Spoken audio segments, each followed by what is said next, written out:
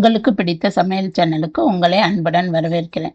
இன்னைக்கு நம்ம எல்லாருக்கும் பிடிச்ச முட்டை சாதம் எப்படி செய்யறதுன்னு பார்க்கலாம். வாங்க வீடியோக்குள்ள போலாம்.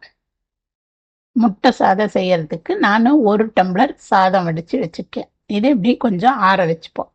கொஞ்சம் நல்லா ரொம்ப குழைவு இல்லாம கொஞ்சம் உதிரியா வடிச்சு வச்சிருக்கேன். இதை ஓரமா ஆற வச்சிடுவோம். இப்போ நான் ஸ்டவ்ல ஒரு கடாய் வச்சு ஒரு 2 ஸ்பூன் எண்ணெய் சேர்த்துக்கலாம். அதுல 1 ஸ்பூன் சோம்பு, 2 துண்டு பட்டை, ஒரு 3 கிராம்பு, ஒரு ஏலக்காய், இந்த 4ம் இதில் சேர்த்துப்போம். இது கொஞ்சம் நல்லா அந்த கலர் மாறுறதுக்கு அந்த வெடிச்சு வரட்டும்.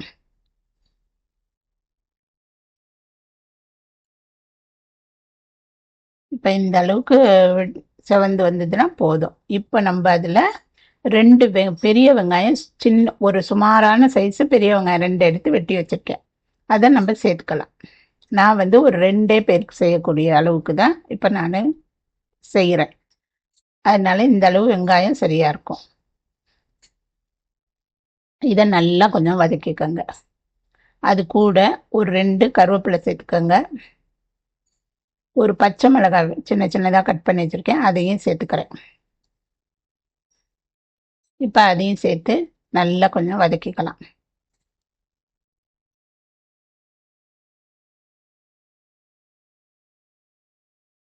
கொஞ்சம் நல்லா கலர் மாறுற அளவுக்கு வதக்கிக்கோங்க. இப்போ அது கூட ஒரு 4 பூண்டு பல்லு, ஒரு சின்ன துண்டு இஞ்சி, அதை எல்லாத்தையும் சேர்த்து நல்லா நசுக்கி வச்சிருக்கேன். அதையும் நம்ம இதில் சேர்த்துக்குவோம்.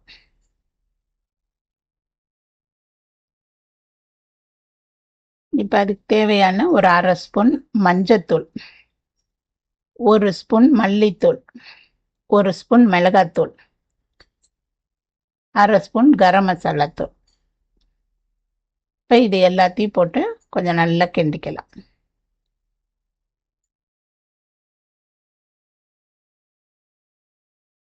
இப்போ இதுக்கு தேவையான உப்பு சேர்த்துக்கலாம்.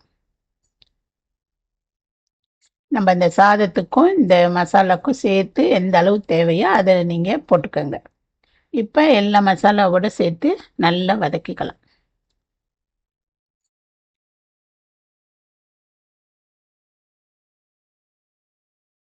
இப்போ இந்த அளவுக்கு வந்ததும் நம்ம வந்து தக்காளி 1 கட் பண்ணி வச்சுருக்கேன், அதையும் சேர்த்துக்கிறேன். இப்போ அதுவும் இது கூட சேர்ந்து நல்லா ஒரு சாஃப்டாகிற அளவுக்கு நல்லா வதக்கிக்குவோம் இதை. இப்போ இந்த அளவுக்கு வதங்கினா சரியாக இருக்கும். நம்ம இப்போ ஒரு 5 நிமிஷம் மூடி வச்சுடுவோம். நல்ல எண்ணெய் எல்லாம் பிரிஞ்சு நல்லா அந்த மசாலா நல்லா வந்துடும். இப்போ நம்ம எடுத்துக்கலாம். இப்போ இந்த அளவுக்கு இருந்தால் சரியாக இருக்கும் பாருங்கள். அந்த பச்சை வாசனை எல்லாம் போயிருக்கும். அந்த வெங்காயம் தக்காளி நல்ல உப்பு காரம் எல்லாம் ஏறி நல்லா இருக்கும். இப்போ நான் வந்து கடாய் வந்து பெரிய கடாய் தான், அதனால நான் முட்டையை இந்த ஓரத்திலே ஊற்றிக்கிறேன். அதுக்கோசரம் ஓரமாக இந்த மசாலாலாம் நான் ஊற்றி வச்சுட்டு அதில் நான் முட்டை உடைச்சி ஊற்றிக்கிறேன். நான் வந்து 1 கப்பு சாதத்துக்கு 3 முட்டை சேர்த்துக்கிறேன். நீங்கள் எத்தனை வேணுமோ 3 இல்லை 4 கூட சேர்த்துக்கோங்க.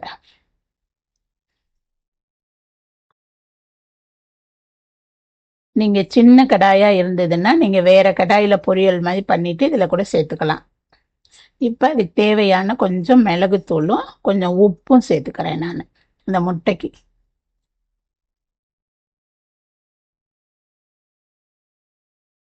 இந்த அளவு போட்டால் போதும், ஏன்னா இதில் நம்ம சேர்த்துப்போம் அதை. இப்போ உடனே நீங்கள் கிண்டி விட்டுறாதீங்க. கிண்டி விட்டுட்டாக்கா கொஞ்சம் ஸ்மெல் இருக்க மாதிரி இருக்கும். அதனால கொஞ்சம் அது வேகட்டும். கொஞ்சம் நேரம் டிஸ்டர்ப் பண்ணாமல் இருந்தால் கொஞ்சம் நேரத்தில் வெந்துடும். அது நம்ம திருப்பி விட்டுக்கலாம். இப்போ லேசாக கொஞ்சம் கொஞ்சம் அப்படி திருப்பி விடுங்க. இப்படி கீழேருந்து மேலே கொஞ்சம் திருப்பி விட்டாக்கா அந்த மேலே உள்ளது கொஞ்சம் வெந்துடும். அந்த மாதிரி கொஞ்சம் அப்படி ரொம்ப உடஞ்சிராம திருப்புங்க.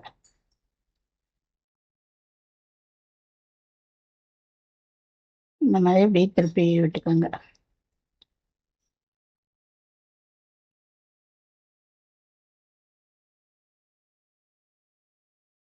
இப்போ இந்த அளவுக்கு நம்மளுக்கு வெந்ததுன்னா சரியா இருக்கும். இப்போ இந்த மசாலாவோட நம்ம அதையும் சேர்த்துக்கலாம். ரொம்ப குட்டி குட்டியாக உடைச்சிடாதீங்க முட்டையை. கொஞ்சம் அந்த மாதிரி 1 2 அப்படி உடைச்சி விட்டிங்கன்னா தான் அந்த சாதத்தில் சேர்த்து சாப்பிடும்போது நம்மளுக்கு நல்லா இருக்கும்.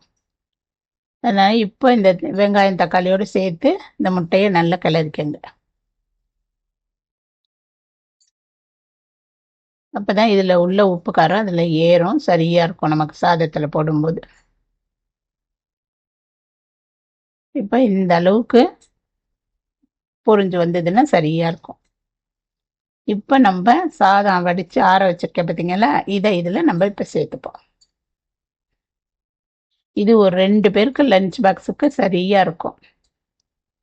ரொம்ப ஈஸியாக செய்யக்கூடிய சாதம் வடித்து வச்சுட்டோம் அப்படின்னாக்கா நம்ம ஒரு 2 3 நிமிஷத்துக்குள்ளே செஞ்சிடலாம். வெங்காயம் தக்காளி மட்டும் வதக்கி முட்டை செய்ய வேண்டியதுதான். அதனால ஈஸியாக செய்யக்கூடிய ஒரு லஞ்ச் பாக்ஸ் ரெசிபி தான். உடனே நம்ம செய்யலாம்.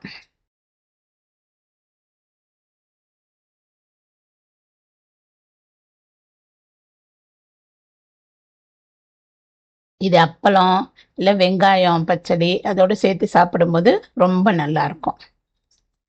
இப்போ நம்மளுக்கு இந்த அளவு சரியாக வந்துடுச்சு. இப்போ கொஞ்சம் மேலே கொத்தமல்லி தூவி இறக்கிக்கலாம் நம்ம.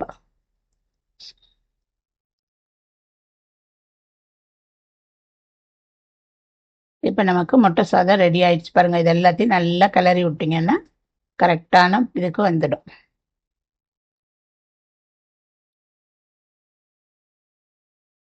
இது எல்லாருக்கும் ரொம்ப பிடிக்கும். சின்ன பசங்க விரும்பி சாப்பிடும். இப்போ நமக்கு முட்டை சாதம் ரெடி ஆயிடுச்சு. இந்த முட்டை சாதத்தை காலையில் செய்யறதுக்கு ரொம்ப ஈஸியாக இருக்கும். இதை நீங்களும் வீட்டில் செஞ்சு பார்த்துட்டு எப்படி இருக்குன்னு கமெண்ட் பண்ணுங்கள், லைக் பண்ணுங்கள், ஷேர் பண்ணுங்கள், மறக்காமல் சப்ஸ்கிரைப் பண்ணுங்கள். நன்றி.